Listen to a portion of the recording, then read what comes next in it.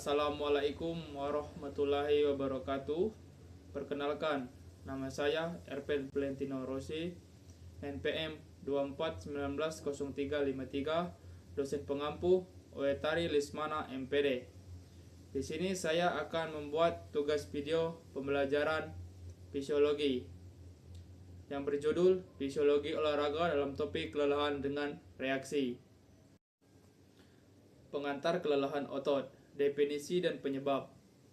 Penurunan kinerja fisik akibat dari aktivitas intens atau berkepanjangan. Aktivitas pemicu, latihan yang berat dan lama menjadi penyebab utama. Dasar fisiologis, konsep kunci untuk memahami reaksi tubuh. Gejala utama, denyut nadi tinggi mencapai 120-180 ppm sebagai respon tubuh. Napas cepat, tanda kebutuhan oksigen yang meningkat. Nyeri otot, indikator umum dari kelelahan jaringan otot. Mekanisme kontraksi otot, proses kontraksi dan relaksi. Kontraksi otot terjadi saat sarkomer memendek karena filamen miosin menarik aktin. Relaksasi otot, sarkomer kembali ke posisi memanjang dan zona H akan menyusut. Teori filamen, proses ini didasarkan pada model pergeseran filamen, sliding filamen. Energi dan faktor kunci, ATP, adenosin trifosfat, sumber energi utama untuk fungsi optimal. Miosin dan aktin, filamen protein yang berperan dalam pergeseran. Sarkomer, unit fungsional dari dasar jaringan otot. Penyebab utama kelelahan, penipisan neurotransmitter.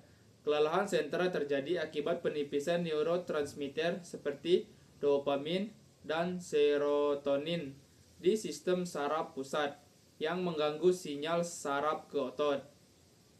Akumulasi ROS, latihan intensif meningkatkan produksi spesies oksigen reaktif yang dapat menyebabkan stres oksidatif dan kerusakan pada jaringan otot. Defisit energi ATP, untuk membutuhkan pasokan ATP yang konstan ketika permintaan melebihi produksi, terjadi defisit energi yang menyebabkan penurunan kinerja. Dampak gabungan, ketiga faktor ini secara kolektif mengganggu homeostasis tubuh, menyebabkan penurunan kekuatan dan daya tahan otot, serta memperlambat waktu reaksi. Dampak aktivitas intensif, peningkatan produksi ROS. Selama aktivitas intens, konsumsi oksigen melonjak, yang secara signifikan meningkatkan produksi spesies oksigen reaktif di dalam tubuh. Akumulasi asam laktat, penumpukan asam laktat menyebabkan penurunan pH otot, yang mengakibatkan rasa nyeri, kelelahan, dan penurunan performa atletik secara keseluruhan. Kelelahan sistem saraf. Kelelahan sistem saraf pusat mengganggu sinyal neuromuskular, menyebabkan gangguan koordinasi gerak dan waktu reaksi yang melambat. Strategi pencegahan. Metode utama pemulihan, istirahat cukup, sangat penting untuk pemulihan dan perbaikan jaringan otot setelah latihan. Asupan nutrisi seimbang. Asupan karbohidrat yang cukup, 50-60% sebagai sumber energi. Protein 15-20% untuk perbaikan dan pertumbuhan otot. Keseimbangan nutrisi mendukung performa dan pemulihan optimal. Latihan bertahap, meningkatkan intensitas dan durasi latihan secara progresif, membangun daya tahan tubuh untuk mencegah kelelahan dini. Fokus utama, penerapan strategi pencegahan adalah kunci untuk performa berkelanjutan. Elemen kunci istirahat, memberi waktu tubuh untuk regenerasi sel, latihan terstruktur, adaptasi tubuh terhadap beban yang meningkat. Proses pemulihan pasca olahraga, istirahat aktif dan terapi, sirkulasi darah lancar, peradangan otot berkurang, asam laktat menurun, kekakuan otot ringan, fleksibilitas terjaga, efektivitas tinggi, istirahat pasif, regenerasi jaringan optimal, perbaikan sel maksimal, pemulihan energi penuh, stres fisiologi rendah, kesiapan latihan meningkat, status pulih. Nutrisi untuk pemulihan, 3 pilar nutrisi pemulihan. Perbaikan otot dengan asam amino. Konsumsi asam amino esensial penting untuk perbaikan serat otot yang rusak setelah latihan, mempercepat proses penyembuhan. Pengisian energi dengan karbohidrat. Karbohidrat kompleks membantu mengisi kembali simpanan glikogen, energi yang terkuras di otot dan hati setelah aktivitas fisik. Keseimbangan cairan melalui hidrasi. Hidrasi yang cukup sangat diperlukan untuk menggantikan cairan yang hilang, menjaga fungsi tubuh dan mencegah kelelahan. Peran tidur dalam pemulihan. Pentingnya tidur berkualitas, regenerasi sel optimal, durasi tidur yang cukup 7-9 jam. Sangat penting karena secara signifikan meningkatkan proses regenerasi sel dan perbaikan jaringan tubuh. Hambatan progres kebugaran. Kurang tidur dapat secara langsung menghambat kemajuan kebugaran, mengurangi performa latihan, dan juga meningkatkan risiko cedera. Kesimpulan proses alami, tidur yang berkualitas bukan sekedar istirahat, melainkan sebuah proses pemulihan alami yang esensial untuk mencegah fungsi fisiologis dan performa fisik. Dampak dan pengaruh tidur. Durasi tidur, kualitas tidur, efisiensi.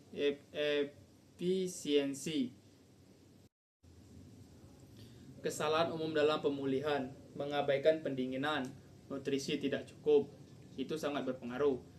Intisari utama, pemulihan yang efektif bukan sekedar istirahat pasif. Ini adalah proses aktif yang melibatkan pendinginan, peregangan, dan nutrisi yang tepat untuk memaksimalkan adaptasi latihan dan mencegah cedera. Faktor krisis lainnya, kurangnya peregangan. Tidak melakukan peregangan setelah olahraga dapat mengurangi fleksibilitas, membatasi rentang gerak, dan secara signifikan meningkatkan risiko cedera otot atau sendi. Sinergi pemulihan. Ketiga elemen pendinginan, nutrisi, dan peregangan bekerja secara sinergi. Mengabaikan salah satu akan mengurangi efektivitas pemulihan secara keseluruhan dan menghambat kemajuan. Rekomendasi latihan optimal, kombinasi dan pemantauan. Intensitas sedang dan tinggi 1/2. Kombinasi latihan intensitas sedang dan tinggi dapat meningkatkan adaptasi fisiologis secara efektif. Pemantauan denyut nadi 2/2. Pemantauan denyut nadi penting untuk memastikan intensitas latihan berada pada level yang optimal, mencegah kelelahan berlebihan.